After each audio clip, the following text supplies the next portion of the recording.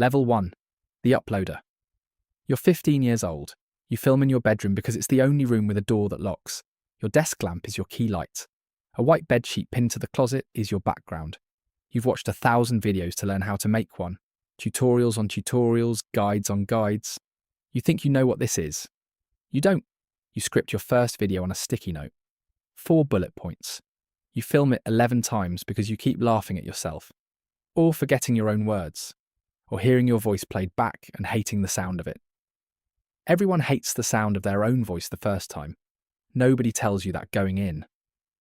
You hit upload for the first time at 11:47 p.m. on a Tuesday. Your hands are shaking. You give it a title you'll cringe at in 6 months. You refresh the page every 4 minutes. By morning, you have 12 views. 8 of them are you checking if it's real. You don't quit. You upload again on Thursday, then Sunday, then every Tuesday and Friday for a year because someone in a forum said consistency is the algorithm's love language. You believe them because you have nothing else to believe yet. You buy a $40 microphone with lawn mowing money. It's better than your laptop mic by an order of magnitude, and the first time you hear the difference, you feel like a professional for exactly 9 seconds. Your mother asks when you are going to get a real hobby. Your father asks if this is instead of homework. You don't answer either of them. You already have one, and it isn't a hobby, though you don't have the words yet to explain what it actually is. You watch a channel with 40,000 subscribers and think that's the ceiling of what's possible. You have no idea what's coming. You have no idea what any of this costs. Level 2. The Grinder. You're 17. You've posted 140 videos. Most of them have fewer views than your school has students. You know your open rate, your average view duration, your click-through rate down to the decimal. You didn't know these words existed 2 years ago. Now they run your life like a second curriculum. Nobody's grading you on, but you check obsessively anyway. You study thumbnails like scripture. Big text, high contrast, a face mid-emotion. You rewrite titles 9 times before uploading, testing them against yourself at 2 a.m, asking would I click this if I didn't already know what it was. You learn that the first 15 seconds decide everything. You learn this the hard way over and over, watching the retention graph fall off a cliff at second 6 like a body going over a ledge. You save for a real camera. It takes 8 months of birthday money and odd jobs. You buy it used, off a forum, from a stranger who ships it in a box that smells like cigarettes. It changes nothing about your views and everything about how seriously you take yourself. Then one Tuesday, a video doesn't fall off the cliff. It climbs. You watch the number go from 200 to 2,000 to 20,000 in a single night, refreshing on your phone under the covers so your parents don't hear you're still awake. A stranger comments something that isn't mean. Then another. You don't sleep, you just watch the number. You cry a little, alone at your desk at 3 a.m. You don't tell anyone. There's no one to tell who would understand why 20,000 strangers caring matters more than the people down the hall. Level 3. The Monetized. You're 19. You hit 1,000 subscribers and the 4,000 watch hours. You get the email. You are now technically an employee of an algorithm you don't understand and can't call, can't email, can't appeal to when it changes its mind about you overnight. Your first ad revenue check is $4.13. You take a screenshot and frame it. Not literally, but you keep it in a folder called Firsts that you'll return to for the rest of your career. You don't frame the next one, or the one after that, because by then it's just math you check every morning before your coffee's cold.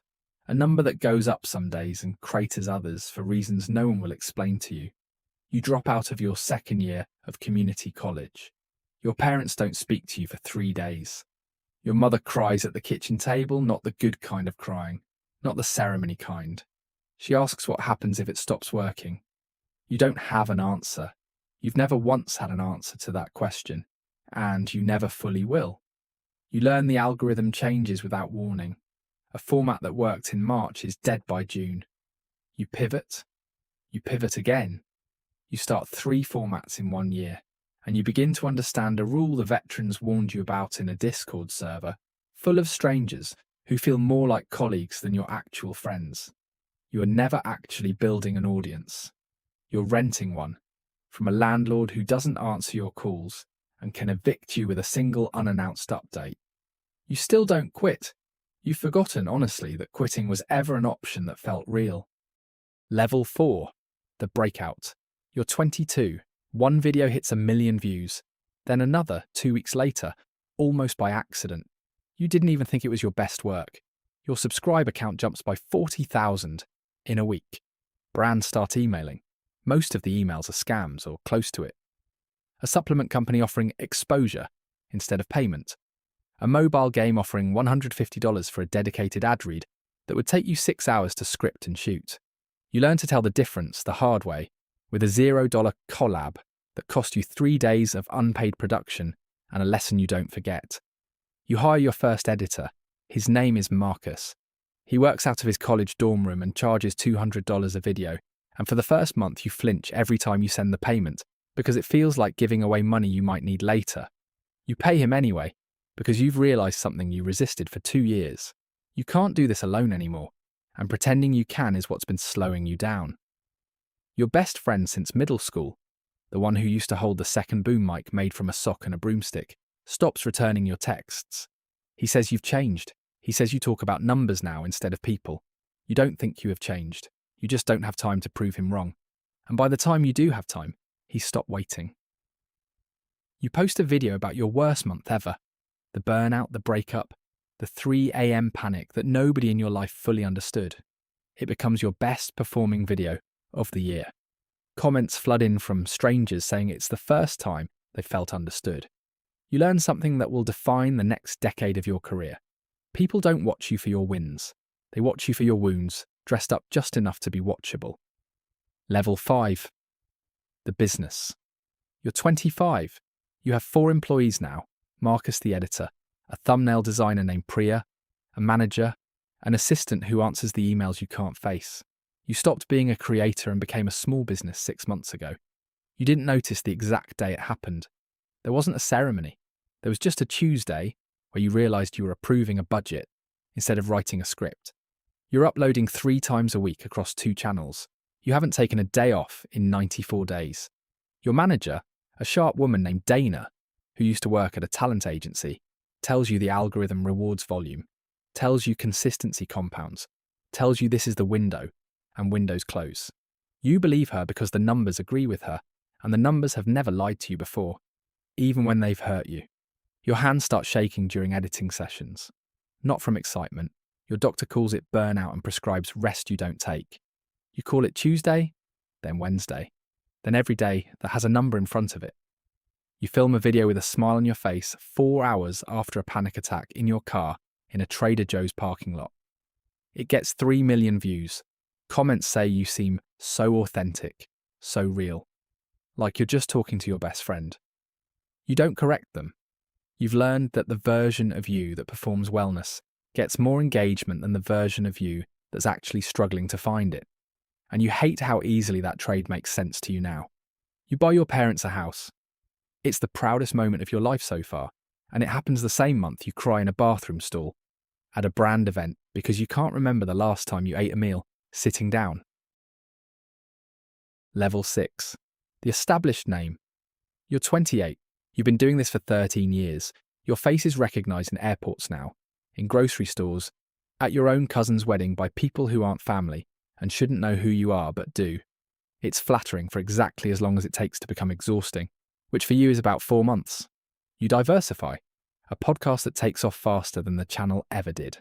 A merch line that Priya designs and that sells out in 9 minutes on launch day. A book deal you didn't think you had time to write, so you write it at 2 a.m. for 6 months straight, falling asleep at your keyboard more nights than you'd admit to a therapist. Every new venture is a hedge against the platform's next algorithm update, because you've watched 3 friends, real friends, creator friends, people who came up in the same Discord you did, lose 80% of their income overnight when a format died without warning. You mentor a 17-year-old named Sophia who reminds you so much of yourself it's disorienting.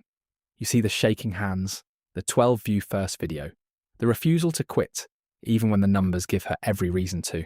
You give her the advice nobody gave you. Don't let the number decide who you are. You don't fully believe your own advice. You give it anyway, because it's true even if you can't live it. And because someone should have told you and no one did. You go to your first creator convention as a headliner instead of an attendee. You stand backstage watching a line of fans wrap around a building for your autograph. And you think of the kid in the bedroom with the bedsheet background, and you don't know how to reconcile the two of you. You're not sure you ever will. Level 7. The target. You're 31. You're one of the biggest names in your niche.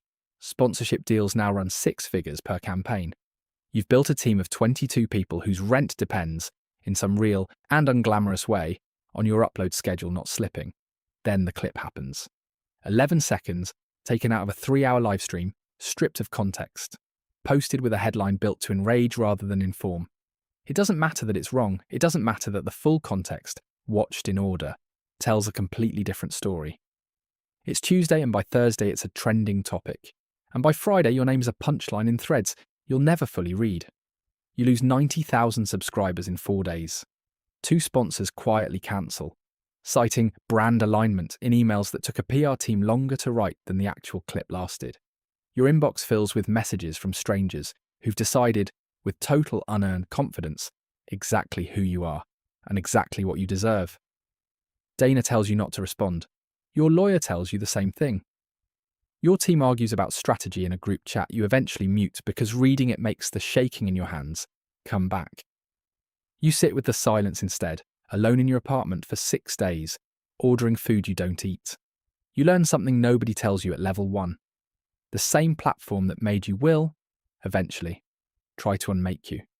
Sometimes for something you did, and sometimes for 11 seconds you didn't get to choose. You post a full response video on day 7. Calm, contextual, unflinching. It doesn't go viral the way the clip did. Nothing corrective ever does. But it's enough. You survive it.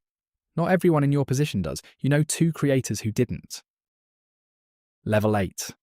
The institution. You're 35. You run a company now, not a channel. 40 employees. A studio with 4 sound stages that used to be a warehouse.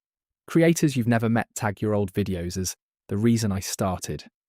And you feel a strange, hollow pride reading it, like being thanked by name for something you don't fully remember doing. You sit on a panel with executives from the platform itself, the same platform that once sent you a form letter rejection when you applied for early monetization at 16, back when you had 900 subscribers and a $40 microphone. Nobody in the room remembers that email. You do. You have it saved in the same folder as the $4.13 screenshot. You greenlight other people's ideas now more than you film your own. Sophia, 24 now, runs an entire vertical of the company.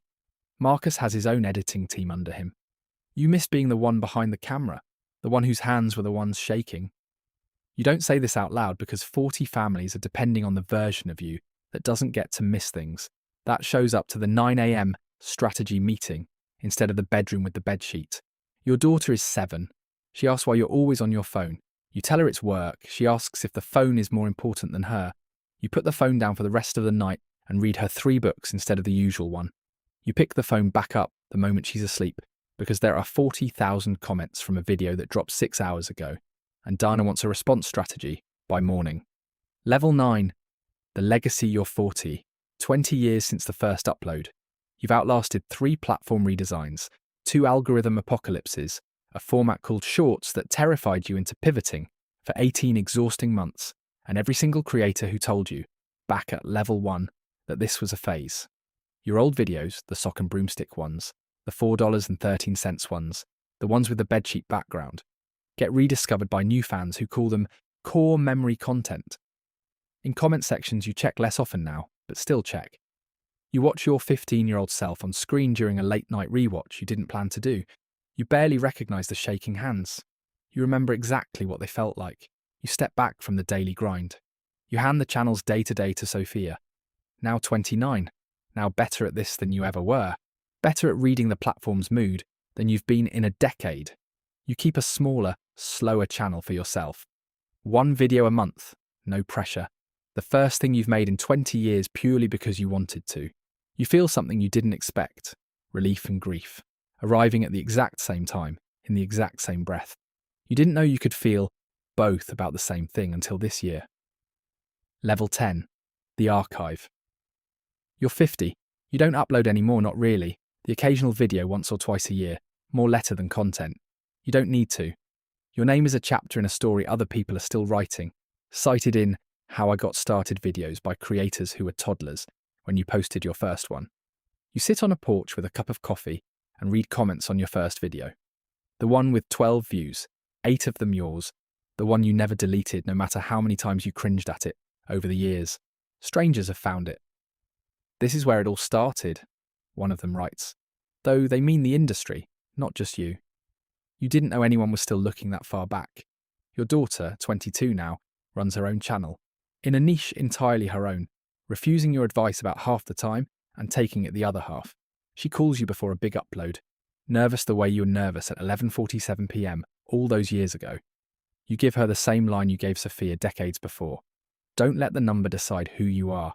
This time, finally, slowly, over 25 years, you've come to mean it completely.